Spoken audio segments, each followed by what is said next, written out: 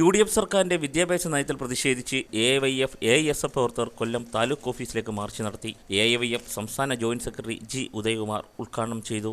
ഓഫീസിലേക്ക് മാർച്ച് നടത്തിയ കുട്ടികളെ അടക്കം ഈ കൊല്ലത്തെ പോലീസ് ഉദ്യോഗസ്ഥന്മാർ ഭീകരമായി മർദ്ദിക്കുകയും വനിതാ പോലീസുകാർ അവർക്ക് ആര് പറഞ്ഞു കൊടുത്തെന്നറിയില്ല, വിദ്യാർത്ഥിനി നേതാവിന്റെ ഷാള് വലിച്ചു കീറുകയും ആ സഖാവിനെ ഭീകരമായി മർദ്ദിക്കപ്പെടുകയും AISFന്റെ ദേശീയ നേതാവായിട്ടുള്ള സഖാവ് രമ്യ കൃഷ്ണൻ അടക്കമുള്ള സഖാക്കളെ പോലീസ് ഭീകരമായി മർദ്ദിക്കുന്ന രംഗം ഈ കേരളത്തിലെ ചാനലുകളിലും പത്രങ്ങളിലും വന്നതാണ്.